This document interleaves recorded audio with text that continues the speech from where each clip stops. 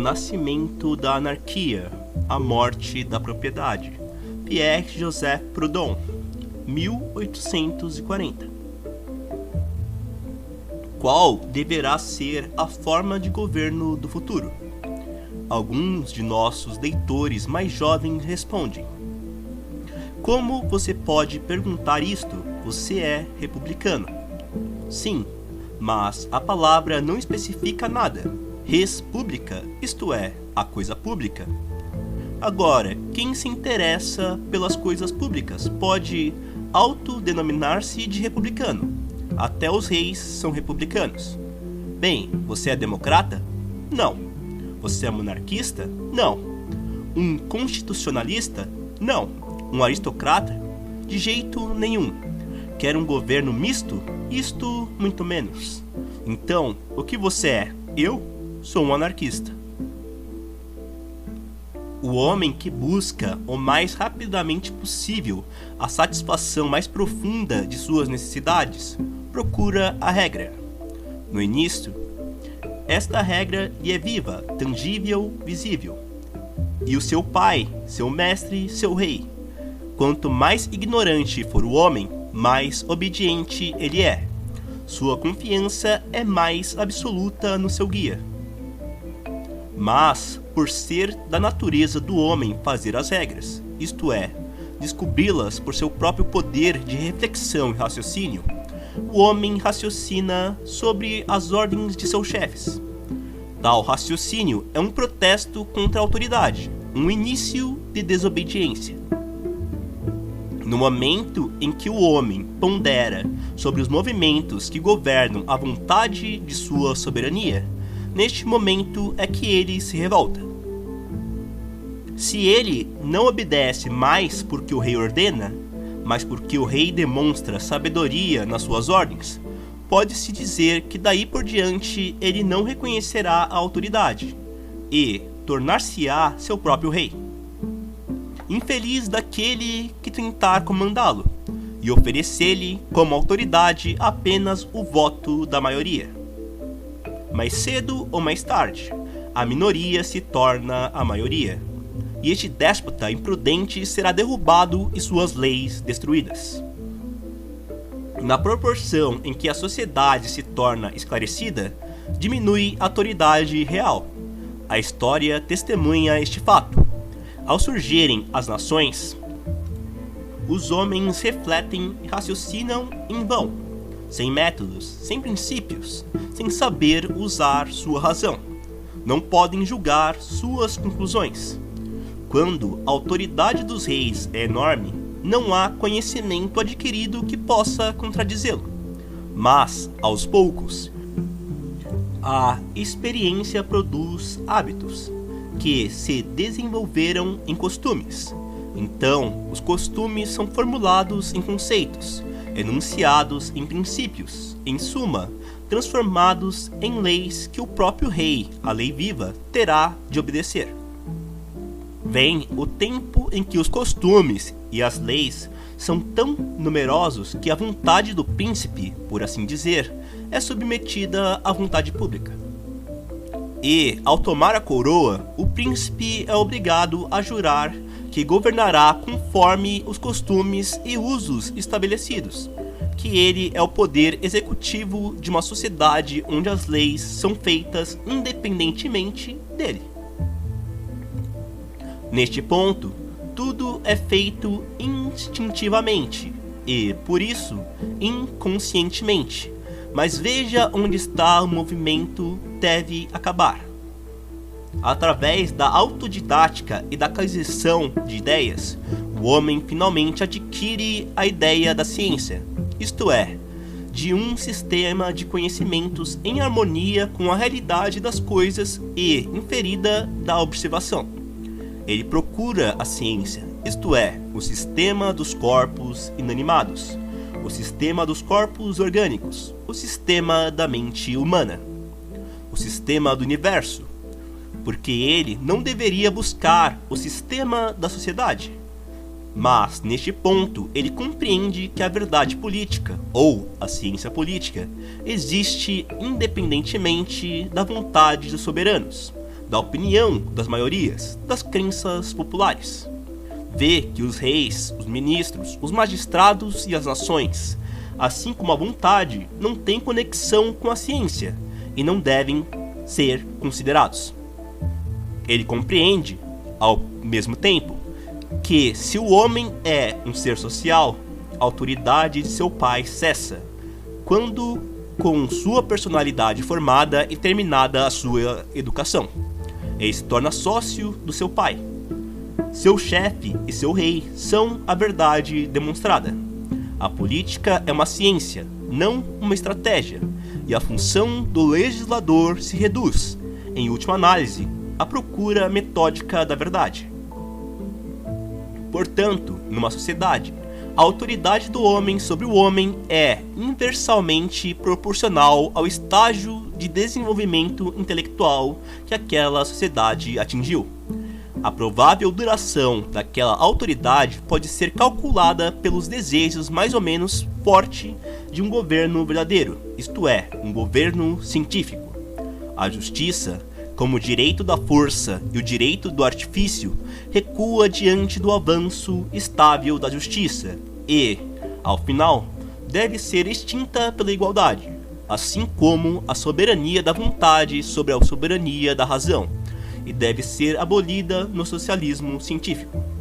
A propriedade e a realeza têm se quebrado em pedaços desde que o mundo começou, assim como o homem busca justiça na igualdade, a sociedade busca ordem na anarquia. A anarquia, a ausência de um mestre, de um governante, é a forma de governo a que estamos nos aproximando dia a dia. Nosso hábito de tornar o homem como nossa regra e sua vontade como lei nos leva a considerá-lo com a máxima desordem e a expressão do caos. Então, nenhum governo, nenhuma economia pública, nenhuma administração é possível se for baseada na sociedade.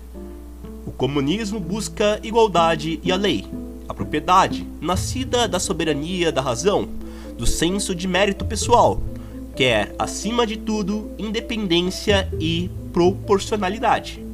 Mas o comunismo, confundindo uniformidade com lei e nivelamento com igualdade, se torna tirânico e injusto. A propriedade, por seu despotismo e usurpação, logo se mostra apassiva e antissocial. Os objetivos do comunismo e da propriedade são bons, mas os resultados são ruins. Por quê? Porque ambos são excludentes e cada um despreza dois elementos da sociedade. O comunismo rejeita a independência e a proporcionalidade. A propriedade não satisfaz a igualdade e a lei.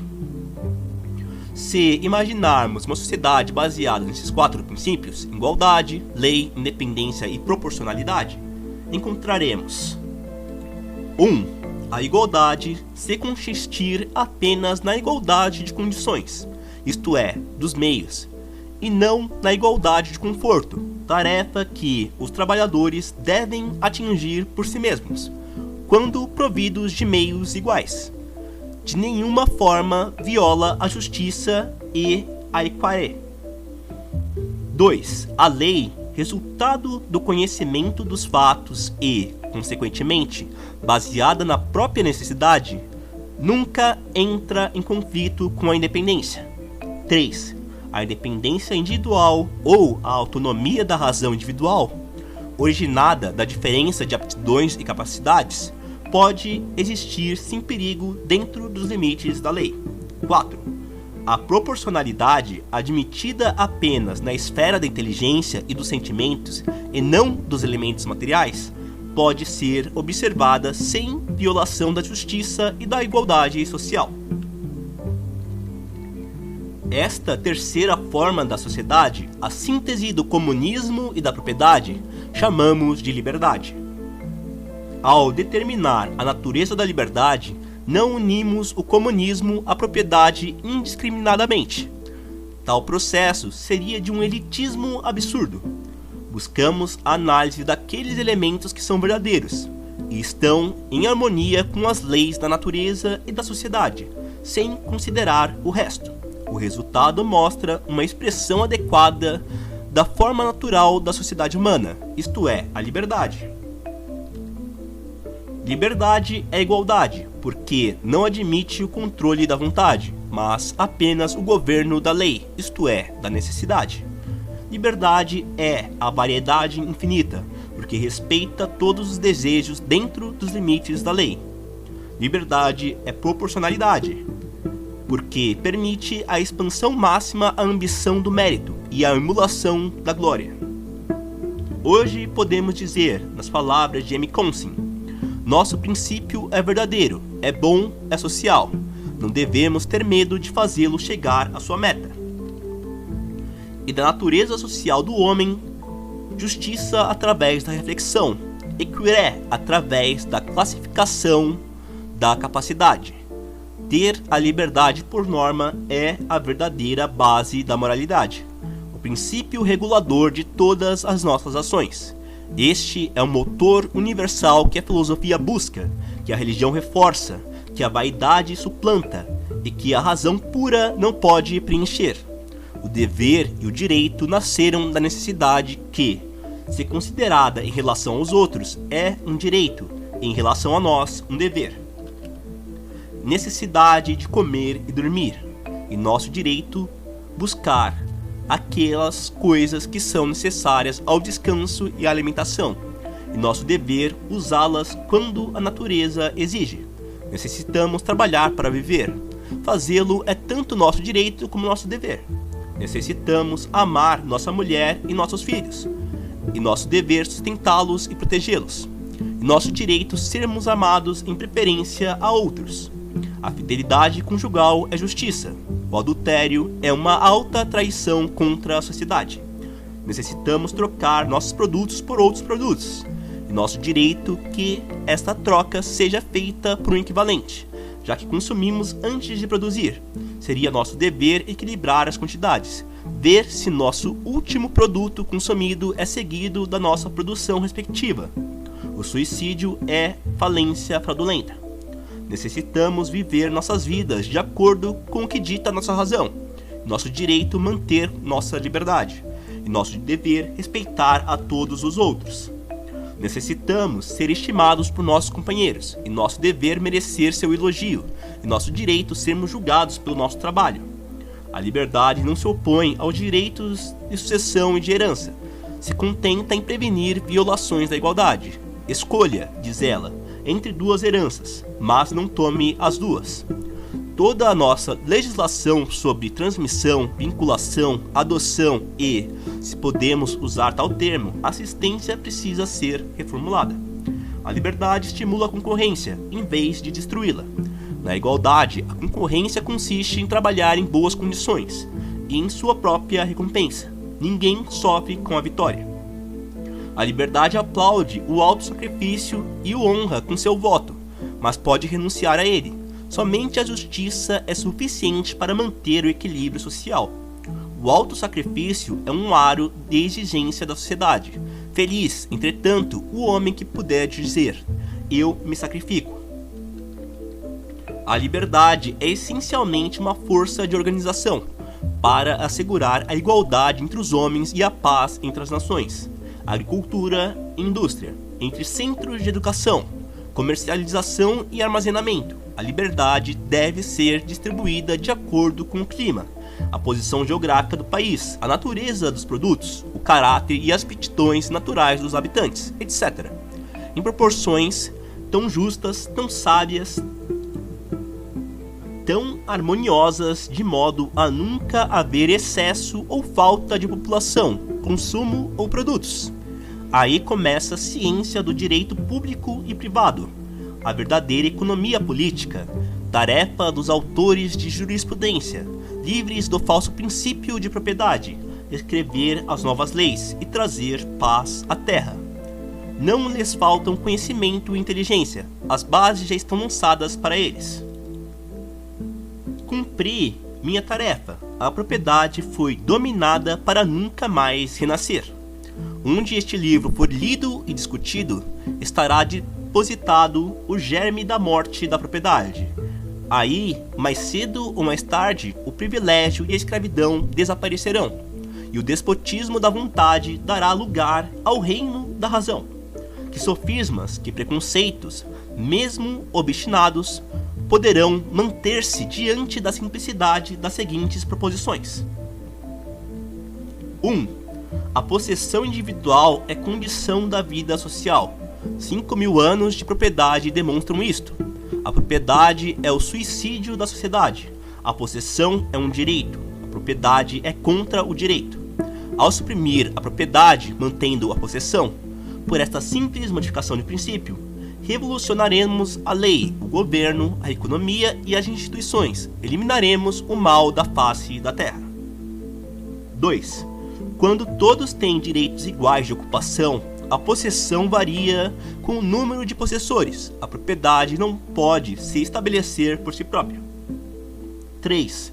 Pelo efeito do trabalho ser igual para todos, a propriedade é perdida na prosperidade comum. 4. Por todo o trabalho humano ser o resultado da força coletiva, toda a propriedade se torna, consequentemente, coletiva e unitária. Para falar com mais exatidão, o trabalho destrói a propriedade. 5.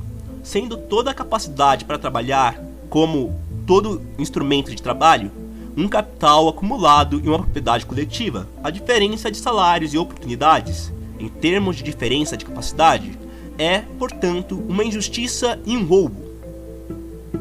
6.